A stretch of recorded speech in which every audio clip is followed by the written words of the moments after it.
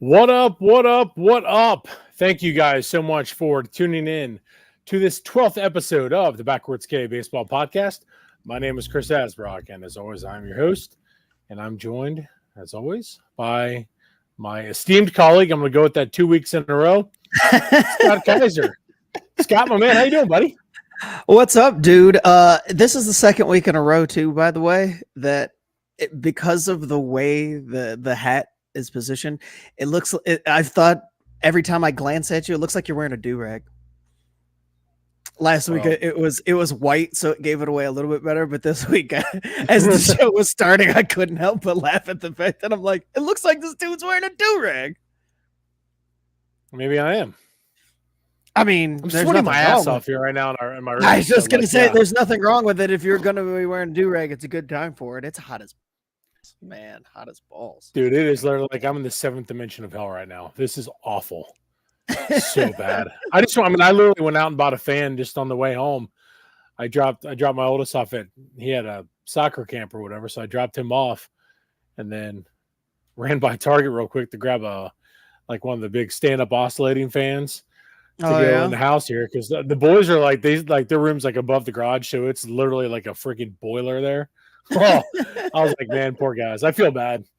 I'm sweating my ass off right now. This is awful. It's baseball weather, I guess you could say. Okay, the funny thing about that. So yesterday, happy belated Father's Day, by the way, to you as well. Yep, to you as well. Happy belated Father's Day to all the dads that are out here. Yeah, watching this shit show of a show. All you mofos. Yeah. Yes. So we were at for Father's Day, we went to the Florence Y'alls game. My father-in-law he rented out one of the suites there, which, I mean, if you get a chance, do it. It's like $400 for it was like 11 of us, I think is what it was. Freaking awesome. I mean, it was a really cool experience. Yeah. All you can eat hot dogs. I was just going to say, all you can eat food. Yeah, the only thing we did have to do was buy our beer, but I mean, it is what it is. Well, yeah, I mean, they're not going to give that away for $400. Well, you can at least give a couple away. I mean, they could give it away to the paying customer, not the freeloader who just showed up. Oh, that's true. That's a good point. Fair enough. Fair enough. They'll give a beer to the paying customer, but you're just there. I mean, that's horseshit, man. Grab a hot dog and enjoy. Oh, I did. I had like 5 or 6, man. I was like, well, I mean, when you're gonna get free food, especially at baseball games, you go ham. Like, I'm amazed at how much I can eat when it's free. Oh, dude. Yeah.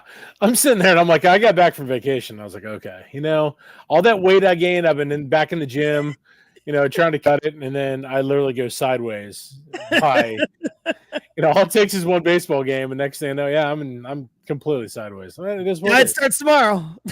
Exactly. Yes. That's the best day to start a diet is tomorrow.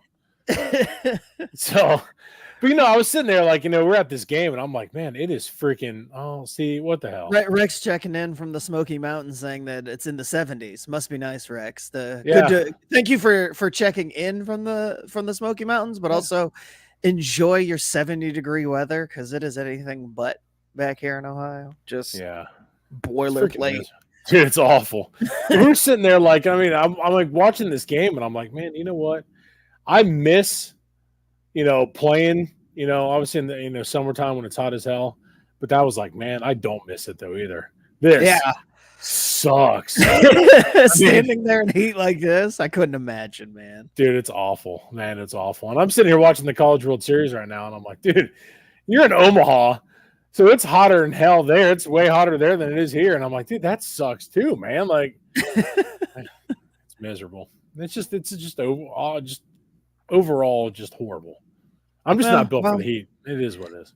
I was just going to say, it's why they decided that during the hottest time of the year, the players should wear pants on the field. I mean, I realize that safety-wise that it wouldn't be wise to wear shorts or anything, but when they were standing around thinking about the uniform, I wonder if anybody thought, hey, wearing pants out here is probably not the greatest idea in the world on 90-degree days. Like, it's fine in March and September, but a little bit heat index of 120. Here, let's throw pants on. because why not? You know, A little rough. but at least they're see-through though, so it's pretty, airy. We'll go with that. Breathable. Yeah. We'll call them breathable. They're very, very breathable because you can Well, should we literally get- see everything. Should we get talking about ball, or are we just gonna get too far off the deep end? Oh, we're way off. I mean, we're about 5 minutes ball, in. talking about balls. We are completely off the rails already. This is typical for us, but you know what the hell. Well, speaking of being off the rails, Jose Abreu is off the rails. He was hell of a transition, I gotta say. That was very well done. I was trying to figure out how I was going to pull it off. I just figured I'm just going to roll with it and just see what happens. So, but the Houston Astros, they made the move to cut the free agent they signed last year, Jose Abreu, first baseman. He's owed over $30 million now on this deal. So now Abreu had struggled so far already this year. He has not been even remotely what they had anticipated when they signed him. Do you like the move of full blown just cutting him? I mean, that's again, you still owe him $30 million. If you're the Astros, I mean, man, what are you thinking though? I mean, is there other options for that? You know what I'm saying? Like that's a bit. Woof, man, I'm okay with it. They already sent him down to the minor league complex to try to work things through. The writing's been on the wall since they signed the contract, basically. And you got to remember, Dana Brown didn't sign this contract, so he doesn't have much loyalty. They switched GMs after that first year, and I don't. That deal was signed before Dana Brown got there. And so I don't think that he had any incentive to keep Jose Abreu around. He wasn't showing him anything. You're taking at bats from younger guys. I mean, he's washed. It sucks that you're sitting there paying him all that money for him to probably end up signing with somebody else and at least getting some type of minor league deal, I would imagine. Or perhaps a major league deal on some really crappy franchise where he can just get at bats and showcase something, and maybe somebody will swing a deal for him before the All-Star break. But running out of time for that, if you're the Astros, you're going nowhere fast. You did everything you could for him. You sent him to where he could get some work, get away from the pressures of every day.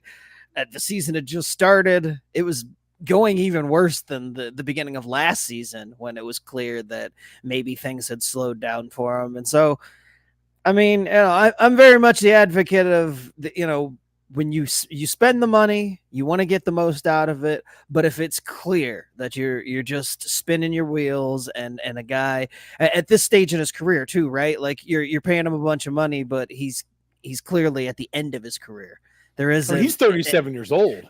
Right, there isn't. This isn't a 24-year-old that you signed to, and you feel like he could maybe recapture it, or he's got time to work on it. This is the end, and so for Jose Abreu, it's a sad way. I'm sure it's not how he intended for it to Houston. I know he was probably ring chasing a little bit there to try to get one more ring before the end of his career after getting that one in 2005 in Chicago, but that's not going to work out, and so.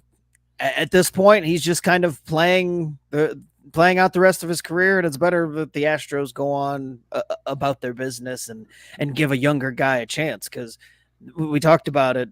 To start the season, the Astros struggled offensively, and you don't have time to try to figure out if a 37-year-old Jose Abreu is going to recapture it when you're trying to make up ground, regardless of how much of the season's left. So.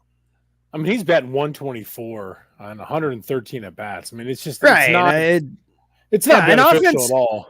Offense is down in baseball, but again, this is a decline of at least 1 or 2 years. Some people would probably say that it goes back at least 2 years to his last year in Chicago. So in Chicago, yeah, it's unfortunate, but it's part of the business, part of the game. Age and catches up with us all, and so it just is what it is for Jose Abreu at this point. Well, like they said, the saying goes, "Father Time's undefeated," and that's true because man, this one speed bagged him pretty good because it's just a guy who has been so solid throughout his career, and then man, just like that, he has been trash. The only way the only reason I was asking about, being surprised about the release of him was just the fact that all the money that was owed. I mean, that's $30 million. You're still, but again, you're paying a 37-year-old first baseman 30, like that's it was a contract. You kind of deserve it. It was a contract that shouldn't have been signed to begin with, but I like it when the franchises admit their mistakes and just move on. Like you get out there running. No, I like I can't stand when the teams will run a guy out there and it's clearly just, well, we're gonna, we're paying him. It's not worth it. Yeah. Right. We're paying him, so he's got to get out there and work. And it's like, if you're trying to win games and he's not producing, and it's clear that you're not going to be able to make anything up for it, just cut bait. Like there's no reason. You just eat it. You just accept that it's a loss. It's a lesson learned, and you hope you don't do it on the next contract you sign. But I don't think for a team like Houston, there's any reason. That's playing a guy like that is something that like the Marlins would do or something like that. If they had, they had signed it, they're not going to eat the money. So they'll just run a guy out there day in and day out, regardless of production. And if you're the Astros, you've got bigger aspirations and for him too. I mean, right. I'm sure that there's a certain level of embarrassment that Jose Abreu has gone through over the last 2 years and not living up to the contract and not living up to his standards. And so, it's kind of like, all right, well, we'll cut you, give you a chance to go somewhere else. Maybe things will work out, rather than just trotting you out there every day and you having, either having to bench you for somebody and having you play sparingly, or again, running out there and your average just goes down and down and down and you're hurting the team and, embarrassing yourself further. So I get it. Yeah. Oh no, 1,000%. It's tough, like I said, but I'm with Rex you. Wants to know, would you sign him for a veteran present to mentor younger players? It would just depend on. I was just going to say, it depends on the team to me. Right. Yeah. I mean, I don't know. I've never heard anything. Jose Abreu's had a really quiet career as far as like him as a person. So I don't know if he's that type of guy. He seems to have always been like a quiet leader, not a rah-rah guy that has never said too much throughout his career. So, I don't know if he's up to it, if that's something that he's interested in. And, you think at this point, Houston's paying that contract, so you're signing him for the vet minimum. I can see it. What about, so kind of a little bit of a transition to in terms of the injuries. One injury that happened, and Anthony Rizzo is going to be out 4 to 6 weeks with a forearm fracture. What about, that's a Yankee move right there too, I would imagine. You're going to be paying, who knows? A left-hander, No, Jose Abreu is a right-hander. So yeah, I was thinking of Yordan Alvarez. Jesus. Yeah, I was just going to say, I was like, Rizzo is left, but then Abreu is right. So. Shit. It is what it is. I can't. The only thing I would say about that I don't think the Yankees are going to be interested, because you've still got Stanton, you've got Jason Dominguez waiting there in the minor leagues, even though he hit the IL. He's dealing with a little bit of side issues, the old oblique strain, minor ailment there for him. But they're not first baseman though. That's what I'm getting at. Sure, and that's true, but is Jose Abreu, are you bringing him in there for his glove? Like just because he plays the business right? Like, you could throw it, like, they've got DJ LeMahieu. He can play first base. He's a utility guy. Like, I just don't see them. I don't see them. But it would also be a big FU to the Astros as well. You see what I'm saying? Yeah. Like if they're into playing, that's a Yankee move too. Sure, no, that I don't disagree with. I could see them doing something, but I'll say this: any team that thinks that he can offer anything by way of positive production, whether it be a mentor role or actual on the field production in any capacity, he's going to get signed. Because again, the Astros are already paying his entire contract. All you have to do is pay him the vet minimum. So you look at the back of the baseball card, and that's what gets you going. Right. It's just the last couple of months of the season. You sign him for the second half, and heck, in a lot of cases, if it doesn't work out, if he's that bad and it's obvious that he's not going to be any help to anybody younger, you just cut bait again. Because again, you're only invested in the vet minimum, so it's not. Bingo. The Astros are the ones that have to sit there and watch whatever production comes and think what could have been. But again, for the Astros in the position they're in, I do not blame them. Think it was a great choice on their behalf, and I guess good luck to Jose Abreu as long as he doesn't end up in New York. Well, I mean, if he does, he does, and hopefully he sucks. I mean, I know that's what you're thinking. I mean, well, absolutely. I mean, if he goes there, I've got to root against him for sure. But I mean, outside of that, yeah. I mean, other than that, we're all good there. But no, it was just the thought that literally as we were just talking about, I was like, well, shit, man, maybe it might be worth taking a flyer on, especially like I said, with the fact that Rizzo just went down. He's like I said, he's set to miss 4 to 6 weeks. Why not? It might be catch lightning in a bottle there, because if he stays out, then I mean because right now the Yankees they're continuing to battle Baltimore. They are doing it their damnedest to fend them off. Sure. And I mean, say you bring him in and he does well, then there you go. He just continues, as another cog in that wheel. Which I mean, again, it's freaking Yankees. It just look sucks, 900. The Yankees. I'm not going to put it totally past them. I mean, they brought in 900-year-old Matt Carpenter a couple years ago, and he had a hot. I forgot about that before he got injured, and Matt Carpenter is still hanging out there playing baseball. So if Matt Carpenter can get a deal, I'm assuming that Jose Abreu's got enough left in the tank that, again, somebody is going to kick the tires. I don't know who, but somebody will. Oh, no, it's a no doubter some team will. I mean, that's just how this game works. It's these guys just continuously get recycled. I mean, it's, eventually, their time will come where they're just done. But right now, after a guy's been released and owed $30 million, shit. Yeah, they'll pay. Some team will pay the vet minimum. That's just how it is.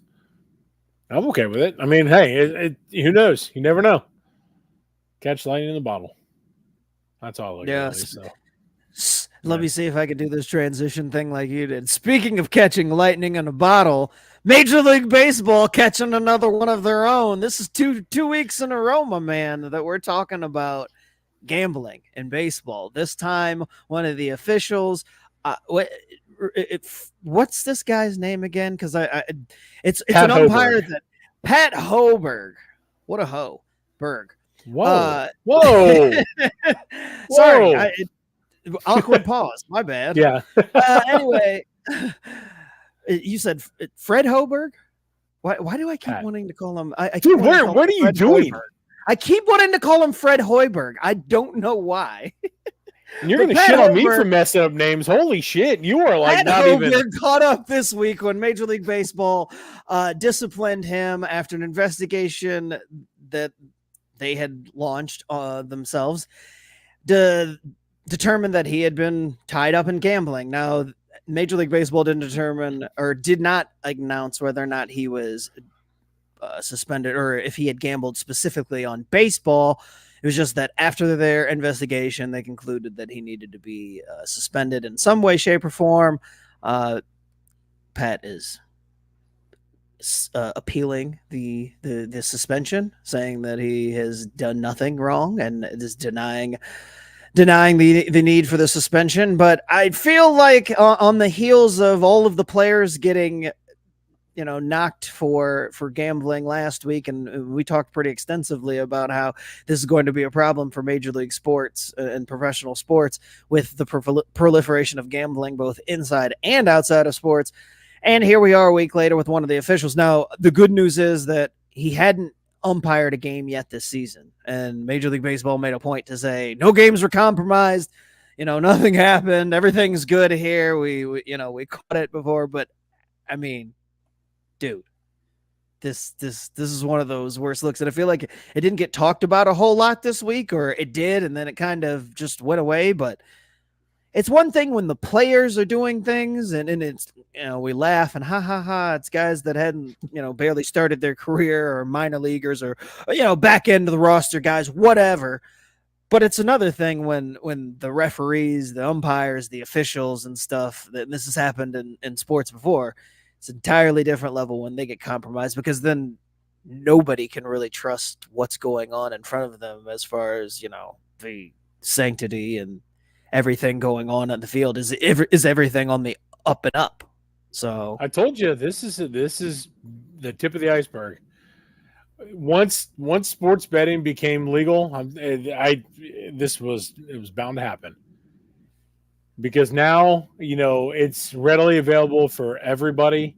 It is going to be, you're going to see more and more of it.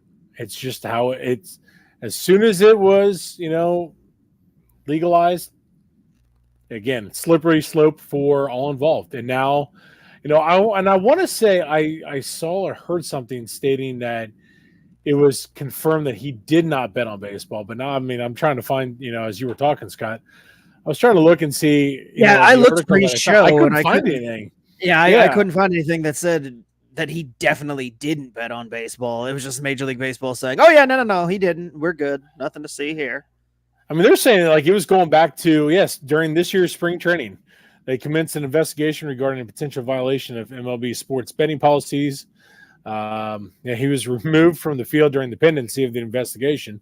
So, I mean, that was early on. So, yeah, obviously he had not, like you said, he had not umped the game at all. But, let's see. If he were found to have bet on baseball, Hoberg would be in violation of MLB's Rule 21, which punishes those who gambled on games in which they were involved with. I cannot. I am so. Man, maybe I shouldn't have done this show today. I am so out of it right now. My God, man. Dude, I'm like, I can't read. I misread all of that. Yeah, so what I was reading, thinking I was reading something completely different. Yeah, so if he did bet on baseball, he's getting housed for a lifetime ban, which we know. Right. Yes. But that's what was throwing me off. I was like, it didn't look like, but again, I don't know how to read, so that's a problem. Jesus Christ, I swear. Dude, this is like, oh man. But again, this is a situation, you're going to see more and more of it. And that's 2 shows we have talked to, about 2 guys getting popped for gambling, one lifetime ban. And now another one's an umpire. Now, again, if it's, hopefully it wasn't baseball. Hopefully it was just betting on like, NFL games or some shit like that. Then great. But again, this is like I've said it numerous times. I'm going to continue to say it. This isn't the first time. It's not going to be the last. So just, buckle up, because we're going to be on a ride where you're going to see a lot of guys get popped for it, because it is so readily available. I mean, you can literally just hop on your phone and boom, done. You're placing, bets here and there. That's just how it's going to be. Yeah, no, and I mean, it's unfortunate. I feel like baseball jumped in front of it, and it wasn't something that we had to find out through a second source investigation or anything like that. So it's good that MLB led the charge on this, because that means that they're taking everything serious.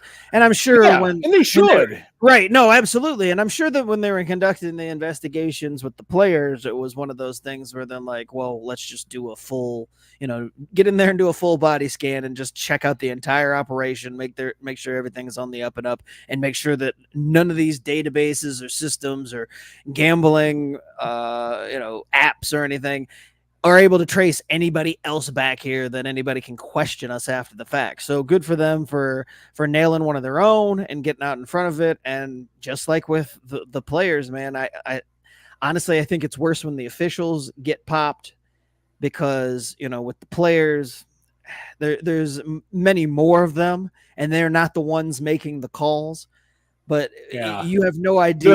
You're heavily influenced. Right. Well, and they influence it more. Right. The umpires can make calls on every single play that change the outcome, whereas the players, it has the plays have to come to them. Yes, they can affect their own individual at bats or if they're pitching or whatever. But as far as, being able to dictate the entire course of the game, it's a little bit harder to do as a player. So I do think that it's a very serious accusation. It's a very serious thing. And this guy's only 37 years old and had only become a full-time umpire in 2017. So it's not like one of these long-time guys who have been around. This is, somebody our age, essentially, who got popped for gambling. And while we're sitting here saying, we want some of these older guys out of the game because they blow calls or, whatever, so, stuck in their ways or whatever it may be, Well, the alternative doesn't seem to be much better when you're talking about younger guys with seemingly a better head on their shoulders and know, the environment that they're in when it comes to, okay, you've come up where there's gambling like much more in the sport than it has ever been. Whereas the older guys can at least use the excuse of, oh, well, this wasn't something that's been around my entire career. So you think it would be them that was getting popped, but when it's the younger guys doing it, I have even less tolerance for it. So it's just not something that I want to see in the sport for either baseball or any sport for that matter. Because again, it doesn't bode well for sports in general if the officials can't be trusted. So okay, now do you? Again, we both applaud Major League Baseball for getting out in front of all this. That's great way to handle it. What if none of his bets were on baseball? Does that still? Because to me, I'm kind of like at this point, like who cares? You know what I'm saying? But like, yeah, no, I mean, I understand what you're saying. But it's damned if you do, damned if you don't, because it could snowball into. Well, right, and that's why they don't want it to be. No, and that I completely. Yeah, I see that. No gambling at all than to say, well, you can gamble on every sport except for baseball, because then where that line gets very cloudy very quickly. Yeah, because then you're going to start gambling on like minor league games, and then next thing you know. Right. Oh, well, I bet I gambled on college baseball, or I gambled on, like I said, minor league baseball, whatever it may be. And then next thing you know, then it's, well, I'll just do this. Like, oh, well, it's not games that I'm umpiring in. So, it's not it just, I don't, I would rather have a all or nothing proposition. Like, and if, I agree. The rule is none, then that has to be the rule. And guys just, it's like, if you want to gamble, then just don't be an umpire. Yeah. I mean, it's not hard. I mean, right. Like, rules are rules, man. Like, and if that's what you want to do, like if you would rather, be a professional gambler or be able to gamble on the side, then quit your day job. Go do something else that allows you to gamble. But in that profession, under the rules of Major League Baseball, it's, if you're an umpire or whatever the rules are for players, follow them or get the hell out. I mean, it's pretty simple if you ask me. Yeah, I know. I completely agree. I know one thing. I couldn't be a professional gambler because I suck at it. I know that. So yeah, well, I would never get caught up in that. It would never be something that would afflict me because I am not a gambler. I don't gamble on just about anything. So well, I've learned my lesson a couple of times. I'm like, oh, I've got this. No, I don't. And I don't have that money either that I put into it. It's stupid. I can't. And all the gambling that I have done, which isn't very much, but when I have tried to gamble baseball, absolute worst sport. I as much as I know about baseball and as much as I watch baseball, absolute worst gambler for baseball ever. I hate gambling baseball. It's damn near impossible. Oh, it totally is. Totally is. There's so much shit that can happen. It's just, man, I tell you what, this UK Texas A&M game, by the way, is phenomenal. Is it good? Oh, dude, it's great. Into 5. What's that? I said, is it back and forth or? Oh yeah, it's 0-0 right now. Kentucky's getting no hit actually. Oh, damn. It's freaking. This game's. So you keep, everybody's watching on, on YouTube here sees me, continuously looking away. It's because this College World Series has me freaking just intrigued as all hell. Well, before we can talk about. Oh no, we're gonna touch on that later on, but yeah. But Rex wants to know: do we think that all sports should come together with rules against gambling on sports? Yes. I mean, yeah, but it's tough to govern.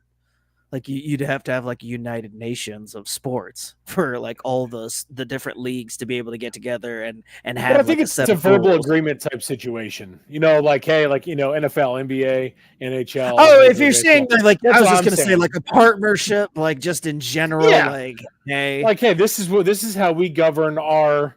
Right. This is how we monitor. They're in a tough spot too because the gambling sponsor or the gambling companies also don't want the leagues who they're paying money to have their names on to be sitting there saying, oh yeah, by the way, we're against this. So it's a tough. It's a tough look.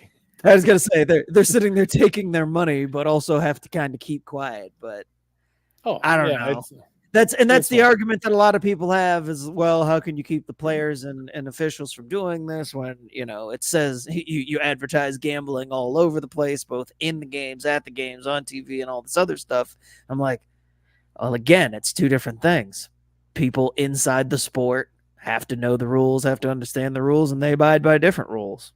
Yeah. Don't like them, then don't be a part of the game in that capacity. So Well, come join us in the stands. Exactly, because I mean, corruption starts to leak in. We've seen it over in Italy and some of the Italian soccer leagues over there.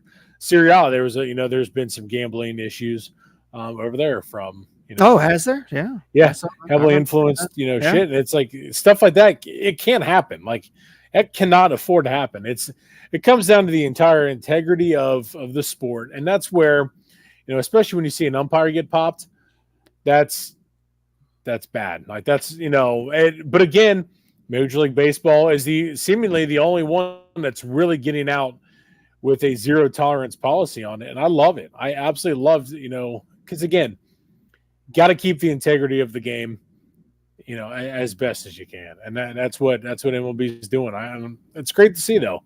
It just sucks it's an umpire that we hear about now, as opposed to a guy who was teetering back and forth between the minors and majors, but still, it's a tough look. Let's see. I just had something pop up. Let's see. I thought I was going to get okay. Thought I saw something else on that Hoberg thing, but I did not. Since it broke, it's been rather quiet. But yeah, I was going to say.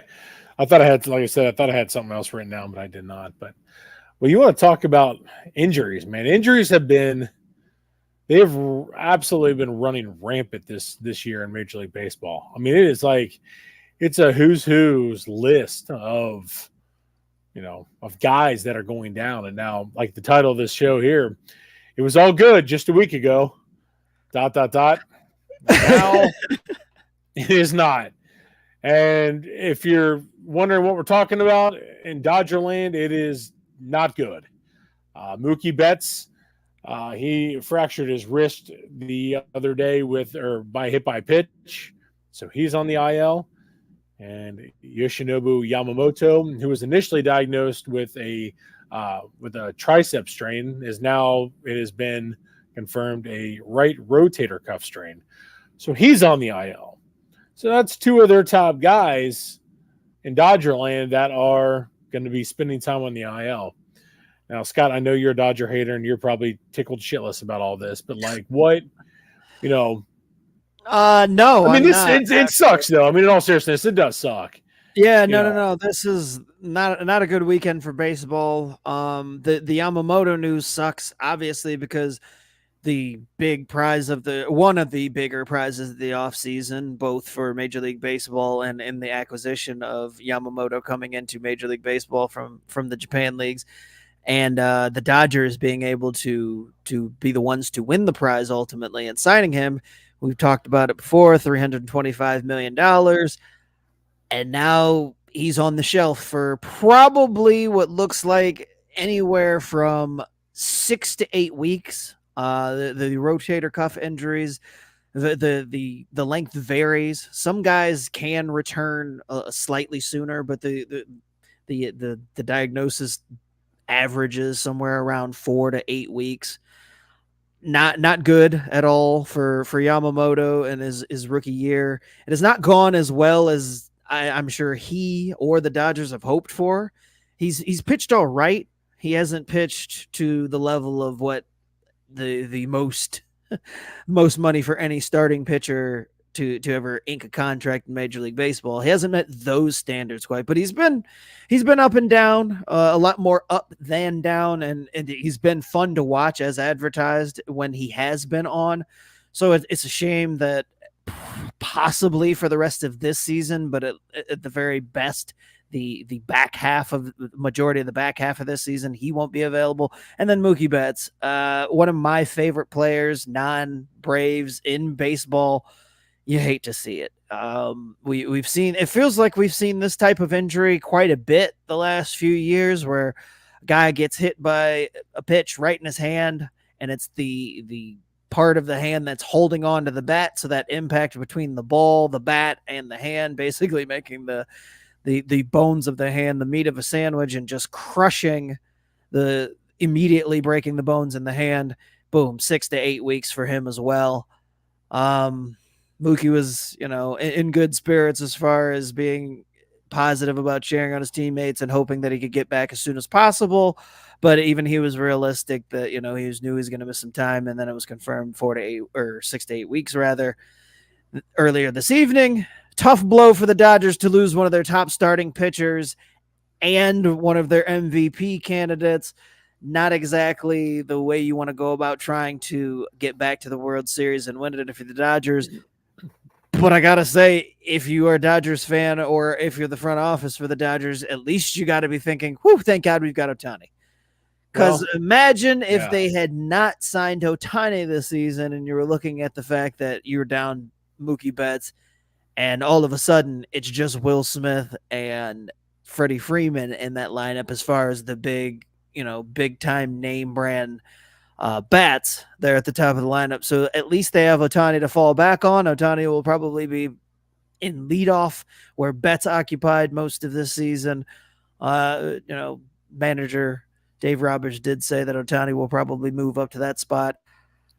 It's a rough blow for the Dodgers, but I do think that they should be all right in the short term. I don't think that this ends their season. They should probably still make the playoffs. Still like them as a heavy favorite come playoff time, but it's going to suck to not see two of the better players in the game and two of the better players for the Dodgers not play for the next 2 months, most likely. Yeah, and breaking just kind of as you were talking.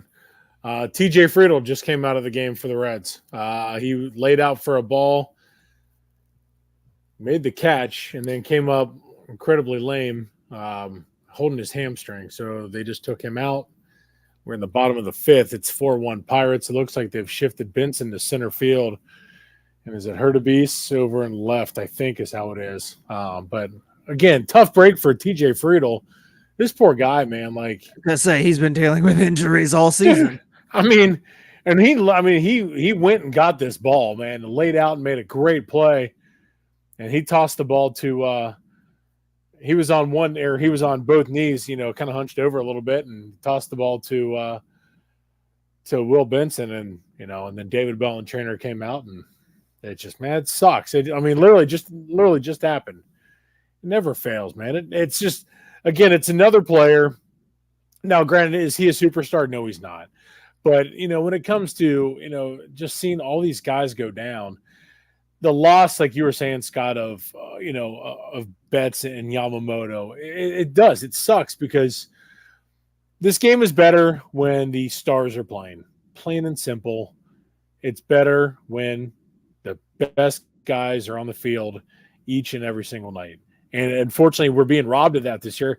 This is just one of those years to where injuries are, they're the main story. It is what it is. And, seeing a guy like Mookie Betts who, love the Dodgers or hate him, Mookie's a guy I don't think anybody can hate in all seriousness. Like, Mookie's just awesome. Guy's a freak athlete. He's just a good dude, Plays all over the field. Yeah, he's fun as hell to watch. He's worth the price of admission, so to be, robbed of seeing him, play, it sucks. And then, like you said, the prized pitching free agent this offseason in Yamamoto being out with a rotator cuff strain. And that's one thing that, when Japanese pitchers come over, they're coming over with a lot of wear and tear on their arms. And that's one thing that I don't think people who are really unfamiliar with how that really is over there.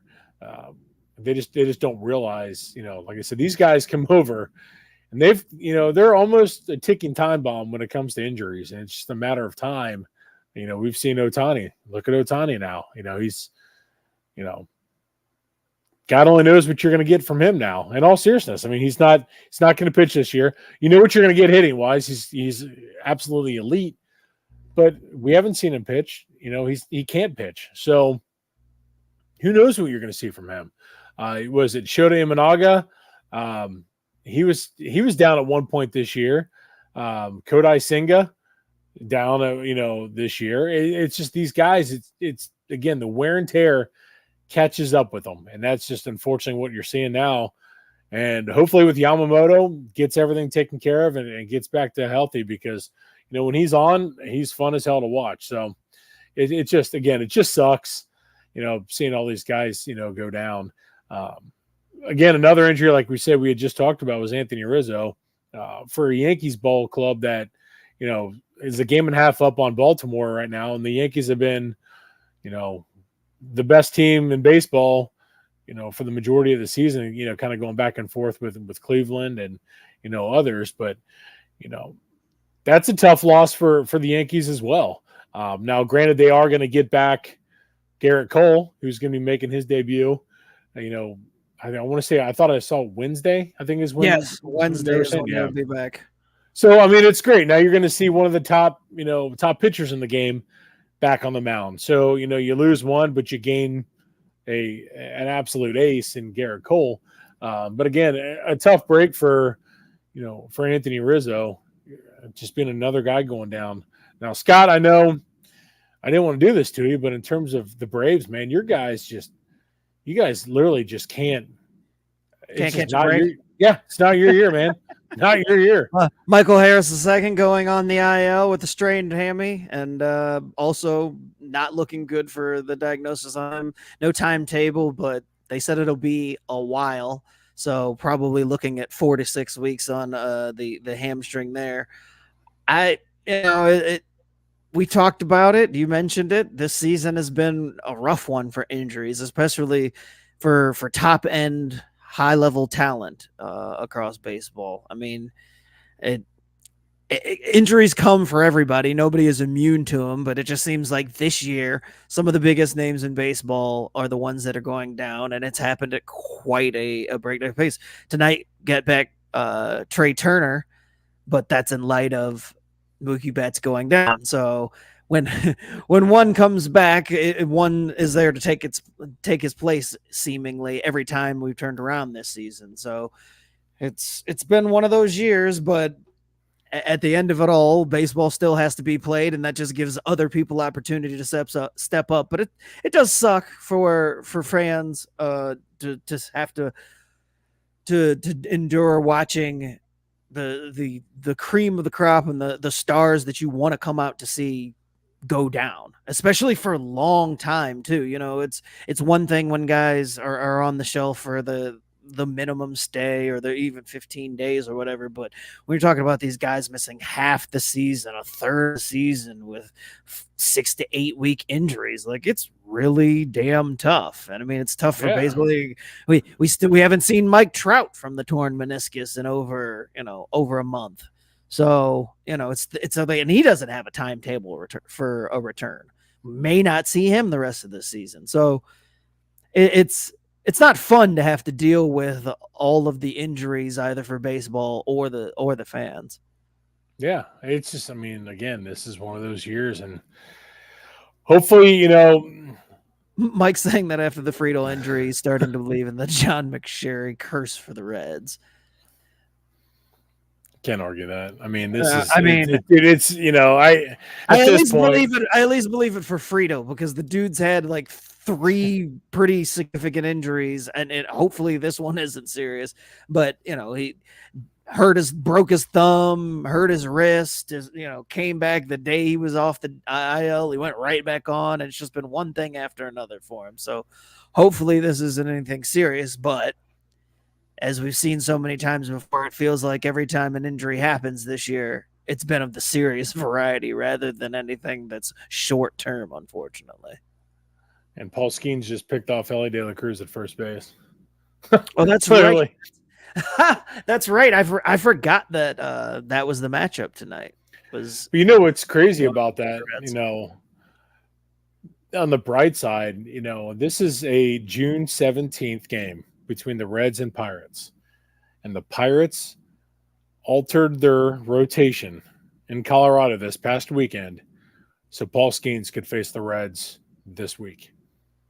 Think about that. Like, that is insane. On June 17th, a Reds Pirates matchup meant that much to where the Pirates altered their rotation to have their ace face the Reds. And again, Well, I mean, this is a big series. I mean, it not really is. not just that. I mean, when you factor in when you take into account the fact that the Pirates were, just like any other franchise would be, kind of babying Skenes to start his career to make sure, he didn't get hurt and didn't throw too much coming out of college, where they used his arm to its maximum potential. So the fact that they're moving him up and adjusting things because they know how important he is to their rotation and their success against the division opponent, like, at least the Pirates understand the moment. I'll give them that. They understand that true. Moving forward, that these are the types of games and series that they have to win. And I mean, good for them for wanting to show off their shiny new toy to a fellow division opponent. Yeah, gamesmanship of the Pirates there, actually. Yeah, the call was confirmed. I guess they called him safe, but then Pittsburgh challenged it, and boom, he was totally out. So, man, Paul Skenes, that dude, just freaking. My mom just sent me a text. She goes, "Hey, you watching the Reds versus your pitcher?" I'm like, "Yeah, I kind of am." The biggest Paul Skenes homer in Ohio. Dude, I freaking love that dude. Freaking love him. Oh, it's awesome. Well, baseball's in a healthy place, though, man. Despite all the injuries, despite all of the the things that try to distract from the game, this past weekend, this Father's Day weekend, was the best attended weekend across baseball since 2008, which is crazy to think, considering last year they set records for attendance. And it was the most popular season that baseball had in 20 years, something along those lines. I guess we're going back 20 years. We're talking about 2008, damn near.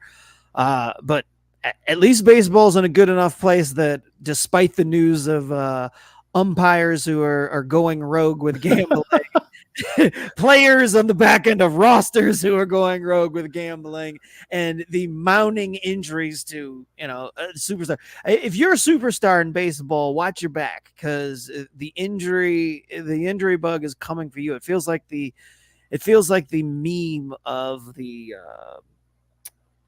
death going door to door with the bloody sickle, just knocking on the door of all the players. And this week it was Mookie Betts. Already took care of Acuna. I mean, if you're a top 25 guy, I mean, I'd be worried if I was Ohtani.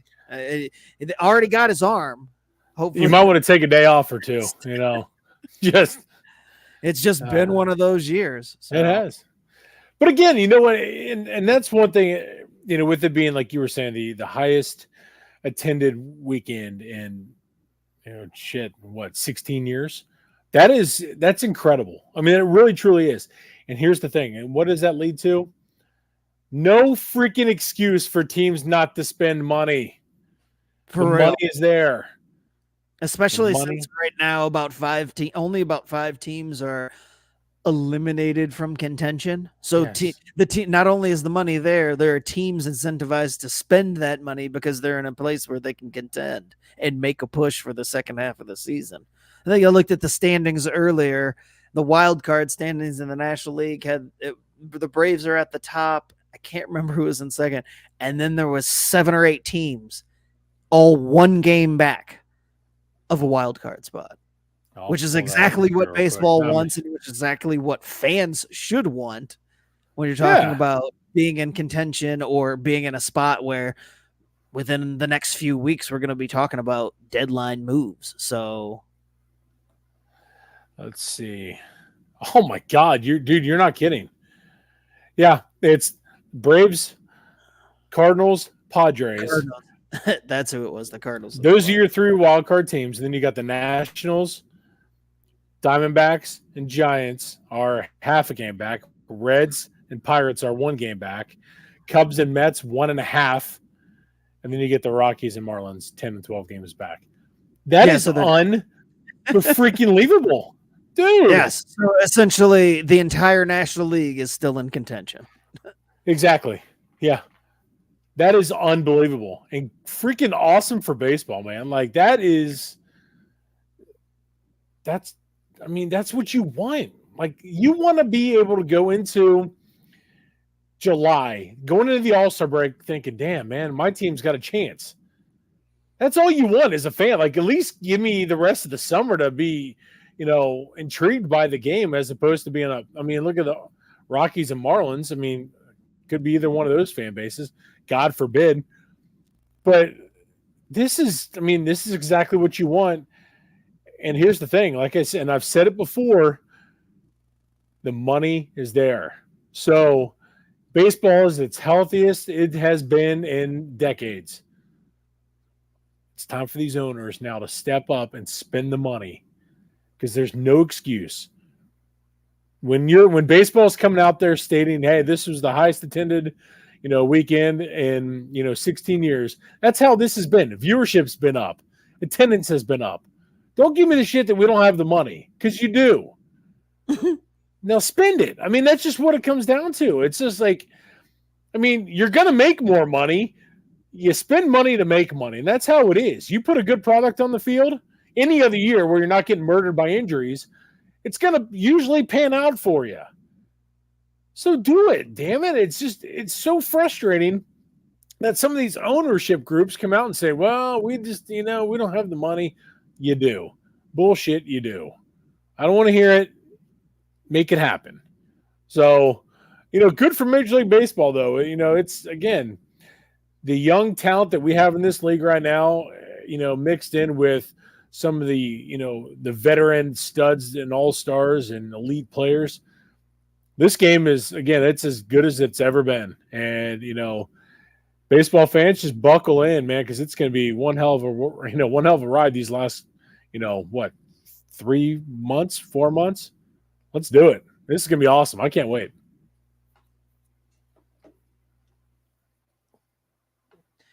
Mike saying that the Reds just saw 42,000 fans on a Wednesday night in June during an interleague game, and he's so fully ready to talk about the Reds needing to align payroll to resources.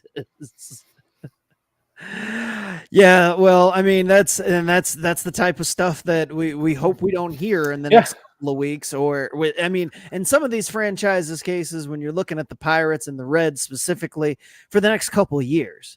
Like, they're set up with young talent, controllable talent, money's flowing. There's no reason that these two teams that are up and coming shouldn't be able to spend the money to get better in some way, shape, or form. But of course, we've seen this before, so oh yeah, it's the same old song and dance, man. That's just how it is. It's so damn frustrating. Like I said, you see these, like I said, ownership groups come out and say this, and it's like, it's not true, man. It's not, because the money, the flow of, the cash inflow is phenomenal. And again, if you spend the money, you're going to make the money. Because look at what happens when this Reds ball club, look what happened when, they made the moves and brought up, now granted, they didn't go out and spend the money, but they brought up the talent. And this Reds ball club last year was fun as hell to watch. Did they make the playoffs? No, but were they in it right to the very end? Yes, they were. And look what happened. Attendance was awesome. It was. And then you get a line, it was for a bobblehead, but you had a crowd hours before the game that was way backed up. Those pictures were insane. Dude, that's awesome. Like, that is freaking sick. What more could you ask for? This is just, it's so freaking great to see. But again, Mike, like you were saying, got to align the payroll to, match the resources. Because hot damn, that's how we do it here in Cincinnati. Well, before we get you too fired up, do you want to talk about some college baseball? Dude, let's do it. Man, College World Series. Hopefully you guys have had a chance to watch. Man, the first game, Carolina. The first 3 games of the College World Series ended in walk-offs.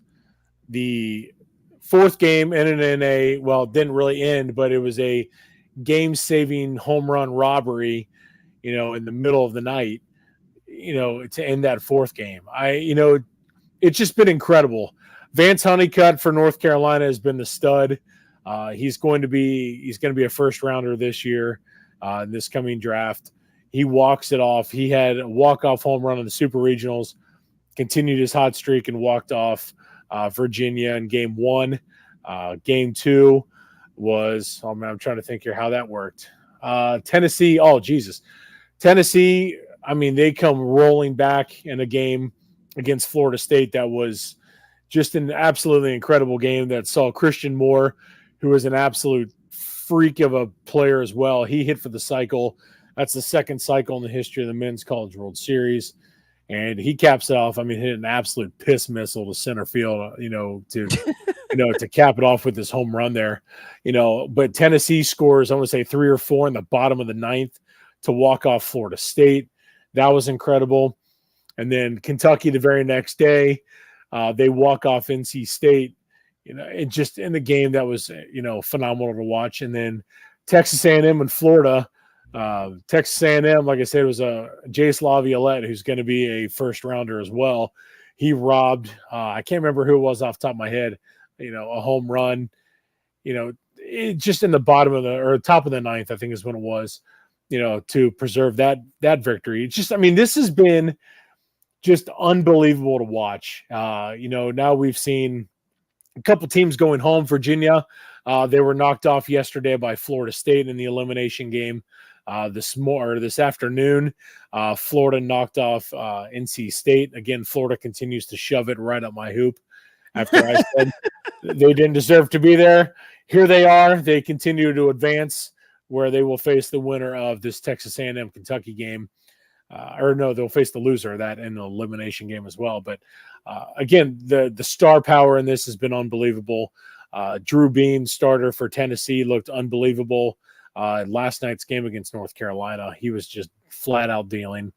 Blake Burke, Christian Moore for Tennessee. Those guys, Tennessee's loaded. Vance Honeycutt, like I said, Jack Caglione, who is quite possibly the greatest college baseball player we've ever seen. He freaking goes yard today, hits one, and had to have an exit velocity of 206 miles an hour because it was a line drive with the wind blowing in. And it's just unbelievable. So if you get a chance, now's the time to watch it. Like I said, we've had 2 teams go home already. Tonight, like I said, we're in the middle of, right now, Kentucky's getting their shit kicked in. I want to say it's 5-0 right now. I think Texas A&M is rolling them. But tomorrow we've got North Carolina, Florida State in an elimination game. Dude, it's awesome. This has been the most exciting College World Series that I can remember. This is one of the premier events. So if you get a chance to go to Omaha and check it out, do it, because it's definitely a bucket list item of mine. That's actually one of the reasons we couldn't get Coach Bly on the show tonight. I was trying to reach out to him, but he's in Omaha right now. So I'm like, well, I ain't gonna bother him, man. Like, by all means, Coach, have at it, my man. It's awesome. Just, such a great event. It really, truly is. And just the passion of college baseball anyway, and college sports overall is, to me, I'm a college, guy over college or pro, really pro sports overall. For the most part, but just get a chance to watch the highlights of that Tennessee Florida State game. That right there shows you just how incredible, like, in the passion, and just there's, my wife, who is not, she loves baseball, but not even remotely, I wouldn't even say a 200th of what I am. She was intrigued as all hell in that game. Like, she couldn't even fall asleep. She was watching it, and I was like, man, it's pretty awesome. She's sitting here intrigued watching it. And again, it's just, right now, like I said, we've got, here in the winners bracket game, Texas A&M 3 seed, Kentucky 2 seed, 5-0 game, and Kentucky's being no hit right now.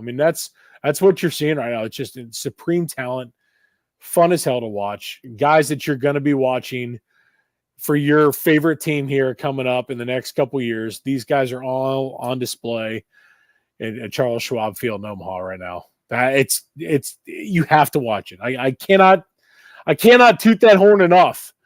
Check it out. It is fun as hell, and it is intriguing, and you will not be disappointed unless your team goes home. and then I can't help you on that one. But otherwise, it's awesome. Cannot vouch for the fact that your team disappoints. That doesn't come free. That's part of the package. Yeah, I mean, I'm rocking the Carolina jersey. Granted that's that's family wise, but still, it's they could go home tomorrow. I'm like, damn it. And, Now, who do you know who plays for Carolina? Well, used to my wife's cousin. Okay, all right. Yeah, Rodney. Yeah. So hopefully he's one. I'm going to continue to talk to him. Hopefully he's been saying he would love to join the show. He'd be good as hell as well. But yeah, he went to Omaha in 2018. I think Carolina made Omaha, and I was looking it up. I mean, he faced they faced Adley Rutschman and Nick Madrigal and their team at Oregon State. And I'm trying to think. He faced a couple other guys that he actually. I know he faced Madrigal, and he faced somebody else from Mississippi State. But yeah, I mean, he pitched in Omaha. I'm like, damn, it's freaking awesome. Well, before we get out of here, we got a couple of questions about the College World Series. Mike wants to know, is anyone ever touching LSU's Jello shot record at the College World Series? Tennessee with the lead. Not a chance in far hell. off the pace. Okay, now enlighten me on this. What's this Jello shot record? Okay, there's a place about this. There's a place called Rocco's. It is in Omaha, and do a Jello shot challenge. And actually, I'm going to pull it up because we'll have the updated standings here. So this is big time. They've got standings. Oh, dude, no, it's no joke, man. It's like a. Let me pull it up here. Rocco's. Oh, you know what? I can't type either. This is phenomenal. Jesus. Okay. So we've got, here we go. Jello shot challenge. Okay. We are. So what they do, it is Jello shots at $5 a piece in this place called Rocco's in Omaha. So right now it is, let's see, the standings. Well, so LSU last year, they flat out gassed. It was like 68,000 Jello shots during the time in Omaha. I mean, that is absurd. Absolutely absurd. So they keep standings for all the 8 teams and the fan bases on how many Jello shots. So this was as of 2 hours ago. You've got Florida State at 3,534. Virginia, a sad 1,357. Well, they're gone anyway. North Carolina at 4,280. Florida's at 3,057. Tennessee is pacing them at 9,011. Texas A&M at 6,013. Kentucky at 5,333. And North Carolina State at 2,302. So the common denominator there is the teams that have the lowest are the ones that are already home. So you're not going to see any more from them. But to answer your question, not a chance. Nobody's matching that LSU record. That was just – I remember watching that last year, and I'm like, oh, my Lord, they're partying hard. And you know what? It paid off because I want to say the last 3 winners of the Rocco's Jello Shot Challenge have won the College World Series. So, right now, if you're a Tennessee fan, good old Rocky Top, there you go. Now, I don't like Tennessee, but – So what's the record for LSU? How many did you? It's like 68,300 or something last year. Oh, okay, yeah. Here's Rex saying that it was 68. Yeah, that's insane. 68,000 Jello shots from the LSU fans. Go Tigers, and they were going. I mean, dude, 68,000 at $5 a pop. Dude, I know, man. That's like mad respect. That's so much Jello and so much money off of Jello. Like, wow. Way to prop up some industries there. The plastic cup industry. Like, man. It's awesome. And like I said, follow it on Twitter. Like they've got, or X, I should say. It's like CS Jello Shot Challenge. Yeah, like the official Twitter account of the CWS Jello Shot Challenge. That's So it's amazing. actually I really had no cool idea because- about. Yeah, I had no idea about this. Yeah, the proceeds from every shot sold goes to the food banks for all 8 teams in the Heartland Food Bank. So it's not like it's Okay, so it's not Yeah. just the bar raking. I should have gotten into that first to show like, No, that's fine. I mean, hey, business is business, and I mean, these people are gassing shots for not for, I'm shits sitting and there giggles, thinking. but like, I was just gonna say, I thought that there was just some local bar. They're just raking in the profits, just every year. To like, man, this is our Super Bowl. All these And then morons come to town. sit back like, here we go. $5 a shot. Woof, man. Because you know damn well if LSU was back this year, if they had beaten North Carolina, they would have tried to give it a shot at their record. Now they weren't going to win the College World Series by any means. LSU just didn't have the depth like they did last year. Last year's team was one of the greatest you'll see. What they did But- with Paul Skenes. Well, they didn't have Paul Skenes or Dylan Cruz. They didn't They have still had Tommy Tanks though. but they didn't have a generational pitching talent. Yeah, that'll Oh do no, it yeah. for Oh both shit. teams.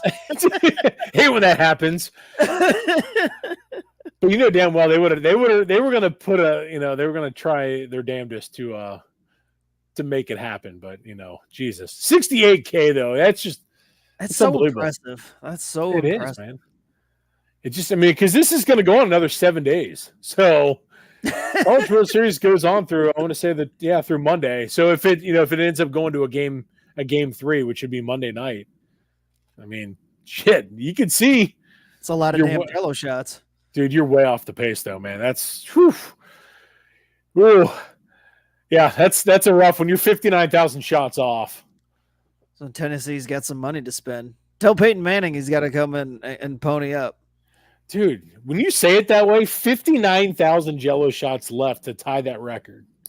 Just a tie. Just a tie. And you said, oh my God, dude, that is I guess people horrible. aren't drinking this year. That or LSU fans are just lushes. That's probably it. Dude, That's, SEC is just it's SEC country is different, man. It That's- really is. that's a very large gap to have. I mean, I wonder what I'll have to see if I can find that out. I just got an alert. Paul Skenes tosses another quality start. Well, no shit, he does. I told you that one. Shit. Oh damn. Called that one. Well, course. before you get too depressed, is there anything else you got, or should we get out of here? Oh, we can get out of here. I'm just happy as hell right now, man. It's I was like, just gonna say, I'm like, I there's been these peaks with your emotions between the TJ Friedel injury. I know. We get you back talking about college baseball, and then fucking Paul Skenes get out, but then it's against the Reds. Like you're just all over the like, place. damn. Oh yeah. Oh shit. Okay. Emotional wreck. I mean, it is what it is. I can't help it. I'm a basket case. Well, you're our basket case. Oh, thanks, Scott. And with that is going to do it for another edition of the Backwards Game Baseball Show. Thank you guys so much for joining us. You can find us where you find all your fantastic podcasts, Facebook, Twitter, of course, the Impact Sports Cincinnati Sports Network, and right here on the Craft Brewed Sports Podcasting Network and YouTube. Guys, we thank you for joining us. For Chris, I am Scott. This has been Backwards K Baseball. Enjoy another week of baseball. We'll catch you here next week.